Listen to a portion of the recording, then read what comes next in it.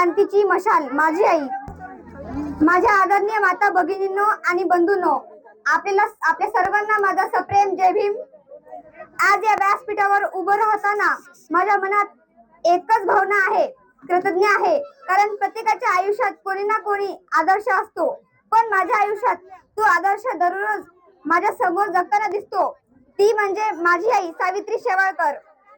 माझी आई म्हणजे फक्त एक व्यक्ती नाही, ती म्हणजे संघर्ष, संयम, लेखणी आणि करुणा याचा संगम आहे.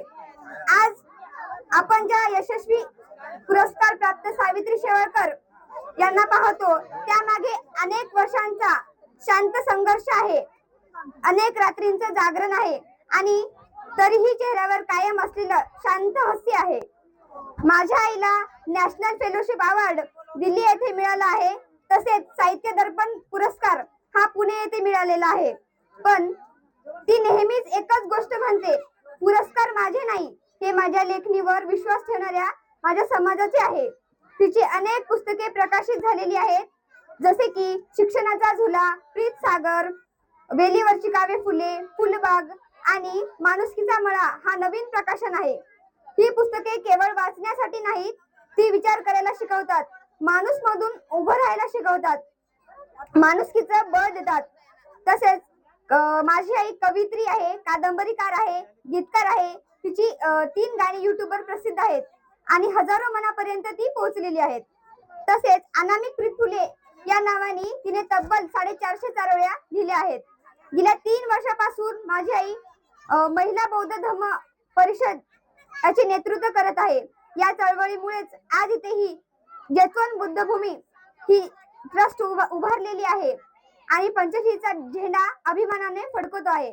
आणि आपल्या सर्वांमुळेच आज इथं जे मान्यवर लाभलेले आहेत, त्यांनी चांगला प्रतिसाद दिला, त्याबद्दल मी त्यांची खूप आभारी आहे. तसेच 31 जानेवारीला तिला संघर्ष नायिका पुरस्कार सिडको येथे मिळणार आहे. हा पुरस्कार म्हणजे तिच्या न बोलता केलेल्या संघर्षाची आणि शांतपणे चाललेल्या क्रांतीची सार्वजनिक ओळख आहे. माझी आई महिलांमध्ये डॉक्टर बाबासाहेब आंबेडकर यांचे विचार रुजवते, त्यांना स्वाभिमान शिकवते आणि सर्वात महत्त्वाचं स्वतःवर विश्वास ठेवायला शिकवते. ती केवळ कुटुंबापुरती मर्यादित नाही, ती समाजासाठी जगते. तिचा स्वभाव अत्यंत शांत, समजूतदार, कधीही कोणावर न रागवणारा. माझ्या घरातील ती खंबीर स्त्री आहे, जी कधीही कुठल्या संकटाला न डगमगणारी. माझ्यासाठी मात्र ती फक्त एक कवयित्री नाही, फक्त एक समाजसेविका नाही, ती माझी प्रेरणादायी गुरु आहे. आणि आई, तू मला फक्त जन्म दिला नाहीस, आई तू फक्त मला जन्म दिला नाहीस, तू मला विचार दिलास, स्वाभिमान दिलास आणि डॉक्टर बाबासाहेब आंबेडकर यांचे विचार माझ्या रक्तात रुजवलेस.